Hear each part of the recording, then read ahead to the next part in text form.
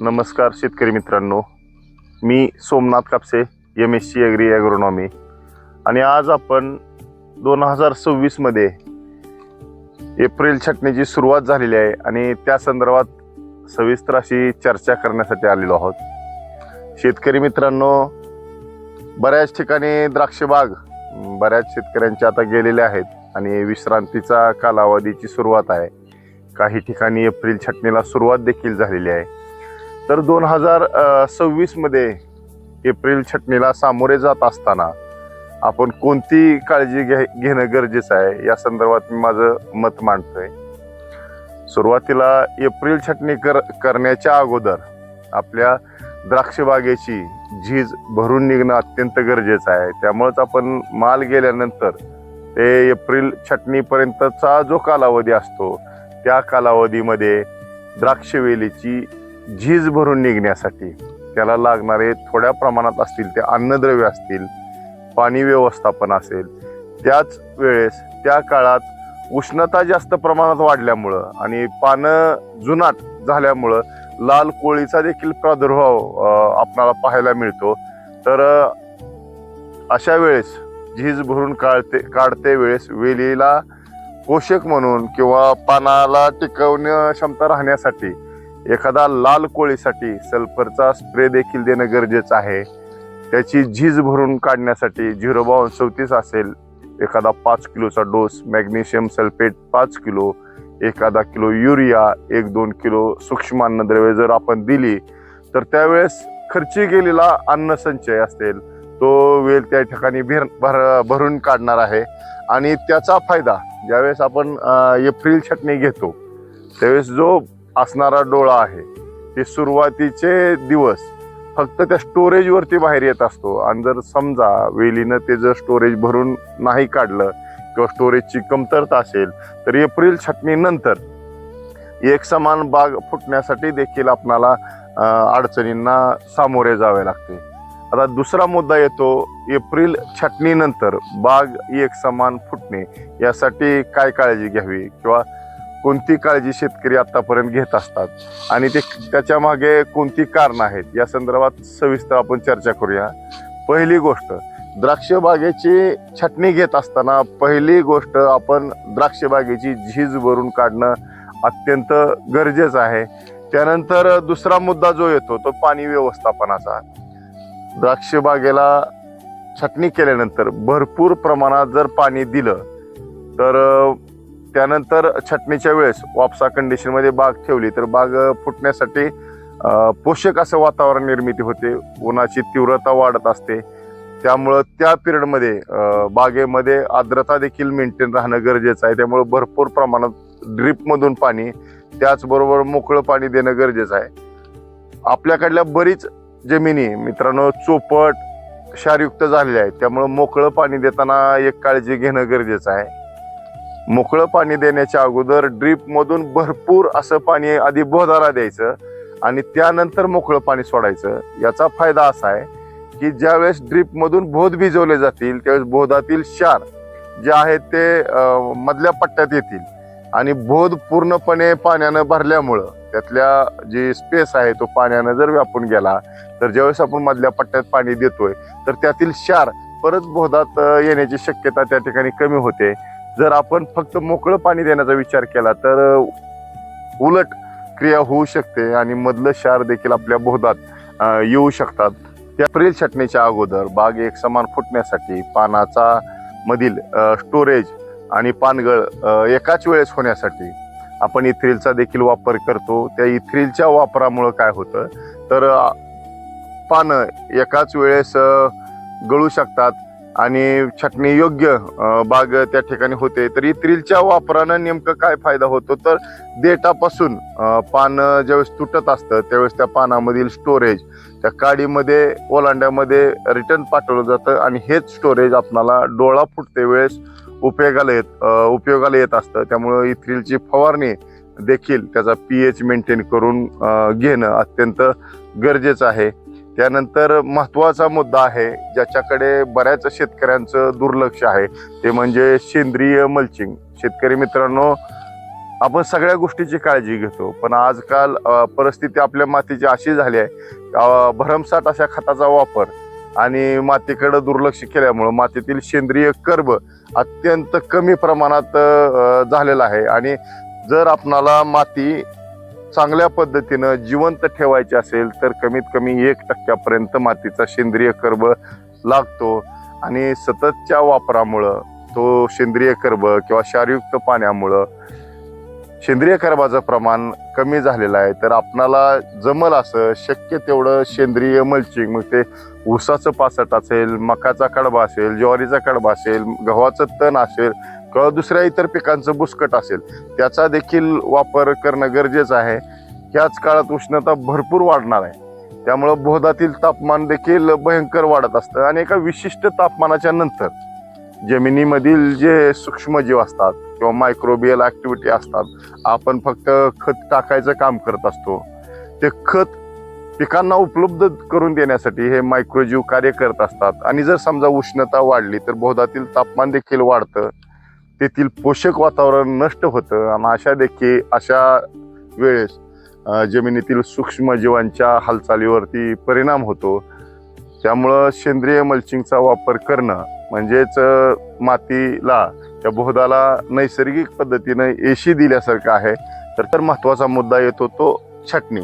छाटणीच्या वेळेस बऱ्याच ठिकाणी आपल्याकडून गतवर्षी ओलांडे जर नसतील तर त्या ठिकाणी ओलांडे ठेवणे, योग्य डोळा एक ठेवून योग्य प्रमाणात छाटणी घेणे अतिशय. आपण त्यानंतर डॉर्मॅक्सचा वापर करतो. तर डॉर्मॅक्सचा वापर करण्याच्या मागटला उद्देश काय आहे, तर डॉर्मॅक्स म्हणजे हायड्रोजन सायनामाइड जर आपण डोळ्यावरती लावलं तर ते लावल्यानंतर कॅटॅलोज नावाचा जो डोळ्यांना सुप्त अवस्थेत ठेवणारा एन्झाईम आहे त्याचं किंवा तो संपुष्टात आणण्याचं कार्य डॉर्मॅक्सकडून होत असतं. आणि एकाच वेळेस पूर्ण बाग फोडण्याचं काम किंवा फुटण्याचं काम ह्या डॉर्मॅक्सच्या वापरामुळे होत असतं. डॉर्मॅक्स वापरते वेळी काळजी घेणं अत्यंत गरजेचं आहे. कडक उन्हात डॉर्मॅक्सचा वापर टाळणं गरजेचं आहे. सकाळी आणि संध्याकाळी ह्या दोनच वेळेस डॉर्मॅक्स प्रत्येक डोळ्याला लागल अशा पद्धतीनं करून घेणं. आणि डॉर्मॅक्स लावल्यानंतर किंवा फवारणी केल्यानंतर त्यामध्ये भयंकर प्रमाणातली उष्णता असल्यामुळं काही गोष्टीची काळजी देखील शेतकऱ्यांना ह्या ठिकाणी घेणं गरजेचं आहे. शेतकरी मित्रांनो, तापमानाची तीव्रता अतिशय वाढत चालली आहे आणि ह्या तापमानाचा डायरेक्ट परिणाम फुटत असलेल्या डोळ्यावरती होत आहे. त्यामुळं बाग एक समान फुटण्यासाठी देखील अडचणी येत आहेत. मग आपण काय करू शकतो, तर ह्या तापमान वाढीला थोड्याफार प्रमाणात कमी करण्यासाठी किंवा ह्याचा डायरेक्ट तोटा आपल्या डोळ्यांना होऊ नये म्हणून जर सूर्यप्रकाश कडक होत असेल, ऊन वाढत असेल, तर अशा वेळेस फवारणीतून पाणी देऊन सकाळी आणि संध्याकाळी ऊन पडत असल्यास सकाळी 11 ते 12च्या दरम्यान किंवा संध्याकाळी 4 ते 5च्या दरम्यान जर पाण्याचे फवारे केले तर अशा वेळेस आर्द्रता मेंटेन होणार आहे आणि डोळे एक समान फुटण्यासाठी मदत होणार आहे. शेतकरी मित्रांनो, प्रत्येकाची माती वेगळी, त्याच्यामध्ये असणाऱ्या अन्नद्रव्याची उपलब्धता वेगवेगळी. आपण दिलेले अन्नद्रव्य जमिनीत पडून आहेत का ते पिकाला मिळत आहेत. प्रत्येक जमिनीचा इशी वेगळा, कॅटायन एक्सचेंज कॅपॅसिटी वेगळी, सेंद्रिय कर्बाचं प्रमाण देखील महत्त्वाचं आहे. आपण दिलेले अन्नद्रव्य पिकाला मिळण्यासाठी pH आपल्या जमिनीचा किती आहे हे बघणं देखील गरजेचं आहे. तर बागेची छाटणी झाल्यानंतर ज्यावेळेस आपण डोस देत असतो, एप्रिल छाटणीच्या वेळेस लागणाऱ्या डोसपैकी 30% डोस हा बेसोल डोसमध्ये जाणं गरजेचं आहे. तर हा बेसोल डोस निवडत असताना नेमकं आपल्या बागेमधील बोधामध्ये कोणती अन्नद्रव्य शिल्लक आहेत, कोणती अन्नद्रव्य मुक्त आहेत याचा विचार करून अन्नद्रव्य देणं अत्यंत गरजेचं आहे. जर आपण असेच अन्नद्रव्य जर देत राहिलो तर अतिशय खर्चिक होणार आहे आणि जमिनीचा पोत देखील त्या ठिकाणी बिघडणार आहे. बाग व्यवस्थित आणण्यासाठी माती परीक्षण करूनच खताचा डोस करणं अत्यंत गरजेचं आहे. आपल्याकडं बऱ्याच वेळा आपण बघत असतो की जमिनी ह्या चोपण किंवा चुनखडीयुक्त आहेत. तर अशा चोपण किंवा चुनखडीयुक्त जमिनीचं व्यवस्थापन देखील करणं गरजेचं आहे. आपल्या जमिनीचा pH 8 ते 8.5च्या पुढं बऱ्याच ठिकाणी गेलेला आहे. अशा जमिनीत कॅल्शियम कार्बोनेट असेल किंवा सोडियमचं प्रमाण भरपूर वाढलेलं आहे. तर काही अंशी सल्फ्युरिक ॲसिड आणि फॉस्फरिक ॲसिड याचा वापर करून त्या जमिनीचा pH कमी करणं गरजेचं आहे की कोणतंही पीक न्यूट्रल pHलाच भरपूर प्रमाणात अन्नद्रव्य उचलत असतं. आणि जमिनीमध्ये जर सोडियमचं प्रमाण जास्त असेल तर जमीन चोपण किंवा कडक होत असते आणि पाणी जिरपण्याची क्षमता त्या जमिनीची कमी होते. तर याची सुधारणा करण्यासाठी आपणाला शक्य आहे असं सल्फ्युरिक ॲसिड एकरी 2 लिटर भरपूर पाणी दिल्यानंतर सल्फ्युरिक ॲसिडचा वापर भरपूर पाण्याबरोबर जर केला तर जमिनीतील जे क्षार आहेत सोडियम असेल तर ते लीच आउट होण्याचं कार्य त्या ठिकाणी होणार आहे. त्याचबरोबर बेसल डोसमध्ये एलिमेंटल सल्फर 50 ते 100 किलो आपल्या मातीच्या मध्ये असणाऱ्या क्षारांच्या प्रमाणावर जर ठरवलं आणि ते जर जमिनीला दिलं तर ते सल्फरचं बऱ्याच बॅक्टेरिया सल्फ्युरिक ॲसिडमध्ये रूपांतर करणार आहेत आणि त्या सल्फ्युरिक ॲसिड आणि कॅल्शियम कार्बोनेटची रिॲक्शन होऊन जमिनीमध्ये जिप्सम तयार होणार आहे आणि त्या जिप्सम मधला कॅल्शियम 2+ हा मुळावरती असेल किंवा मातीतील सोडियम आयन बाहेर फेकण्याचं कार्य करणार आहे. त्यामुळं आपण दिलेली खतं पिकांना उपलब्ध होण्यासाठी अत्यंत चांगली अशी मदत होणार आहे.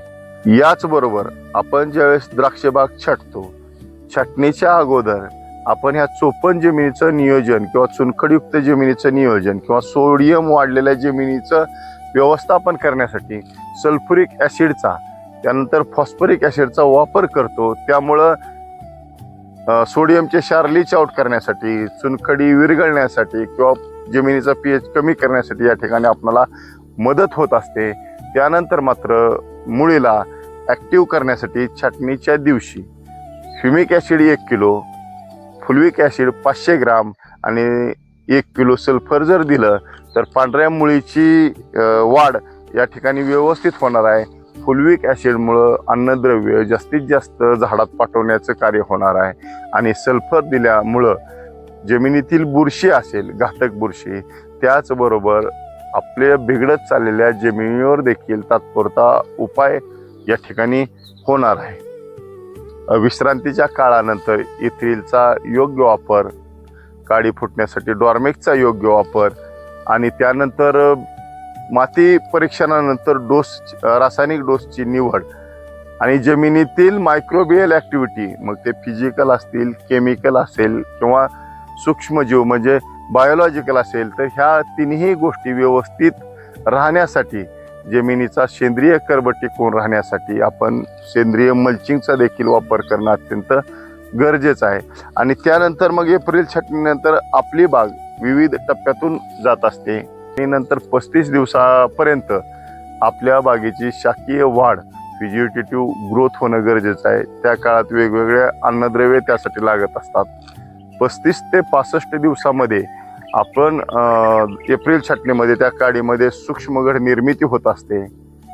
सूक्ष्मघड निर्मिती झालेल्या घडाचा सांगाडा 65 ते 90 दिवसामध्ये तयार होत असतो आणि हा घड परिपक्व होण्याचं किंवा काडी परिपक्व होण्याचं कार्य 90 ते 120 दिवसापर्यंत होत असतं आणि 120 ते 150 दिवसापर्यंत तो डोळा सुप्तावस्थेत जातो. जोपर्यंत आपण ऑक्टोबर छाटणी करत नाही त्या वेळेपर्यंत तो डोळा सुप्तावस्थेमध्ये जाण्याचं कार्य होत असतं.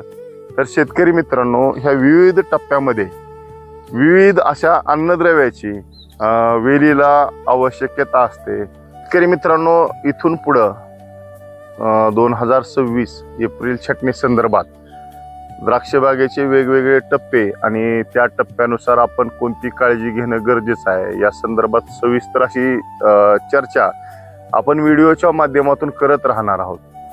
तुमच्याही काही शंका कुशंका असतील तर त्या कमेंटमध्ये आवर्जून द्या.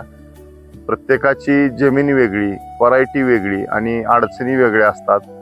तर आपणाला कोणत्या अडचणींना आपण सामोरे जाता तेही आपण कमेंटमध्ये द्या आणि इथून पुढे देखील प्रत्येक स्टेपनुसार आपण द्राक्षामध्ये व्हिडिओ बनवण्याचा प्रयत्न करणार आहोत आणि अशाच शेतीविषयक माहिती पाहण्यासाठी आपल्या चॅनलला आवर्जून लाईक करा, शेअर करा आणि इतर द्राक्ष उत्पादक शेतकऱ्यांपर्यंत पोहोचवण्याचं कार्य करा. तोपर्यंत धन्यवाद.